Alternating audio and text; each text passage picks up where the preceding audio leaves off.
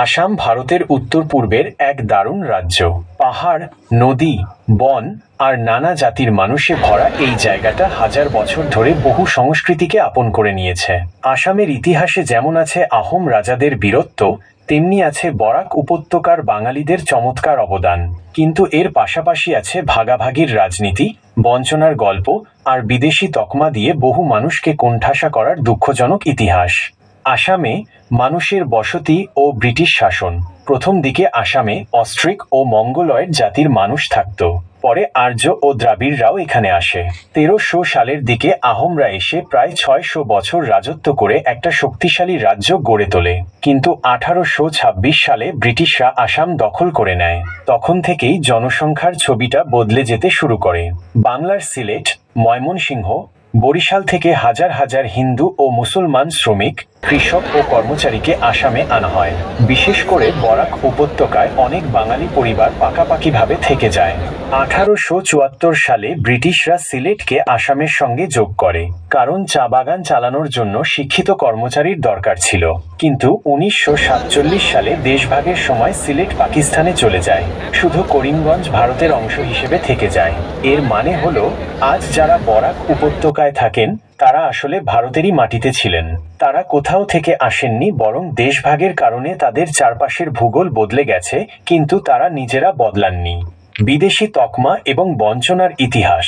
কিন্তু তারপরও আসামের ইতিহাসে অন্য এক গল্প লেখা হলো। 1979 সালে শুরু হয় আসু আন্দোলন, যার নাম ছিল বিদেশি তাড়াও। এই আন্দোলনের মধ্য দিয়ে আসামের বহু মুসলমানকে বাংলাদেশি বলে দাগিয়ে দেওয়া হয়। অথচ তাদের বেশিরভাগই 1947 সালের আগে থেকেই এখানে ছিলেন। 1983 সালে ঘটে যায় ভয়ঙ্কর নেলি গণহত্যা। মাত্র কয়েক ঘন্টার মধ্যে 2000-এর বেশি মুসলমানকে মেরে ফেলা হয়, যার কোনো বিচার আজও হয়নি। এরপর আসে এনআরসি, জাতীয় নাগরিক পঞ্জি। এর উদ্দেশ্য ছিল বিদেশিদের খুঁজে বের করা। কিন্তু বাস্তবে দেখা গেল, বহু গরিব মুসলমান, যাদের কাছে জন্ম বা জমির কোনো কাগজপত্র ছিল না, তারা এই তালিকা থেকে বাদ পড়ে গেল। অন্যদিকে একই পরিস্থিতিতে থাকা বহু হিন্দুকে সিএ ডাকে, নাগরিকত্ব সংশোধনী আইন এর মাধ্যমে নাগরিকত্ব দেওয়া হলো। কেন? কারণ তারা হিন্দু আর মুসলমান হলে এই আইন প্রযোজ্য নয়। এখানেই প্রশ্ন আসে, আসামে তো বহু হিন্দু বাংলাদেশিও আছেন, তাদের কেন বাংলাদেশে ফেরত পাঠানো হয় না?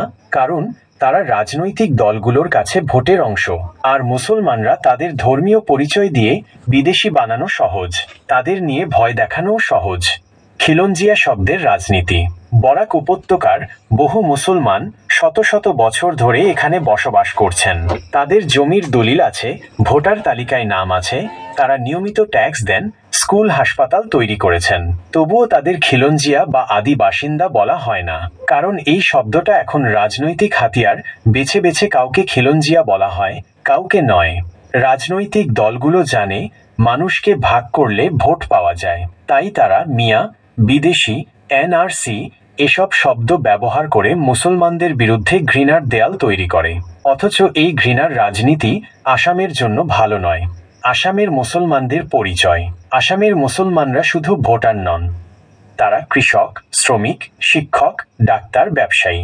তারা এই মাটিরই সন্তান। বরাক থেকে ধুবড়ী, গৌরীপুর থেকে গোলাঘাট, সবখানেই তারা আছেন, গর্বের সাথে আছেন।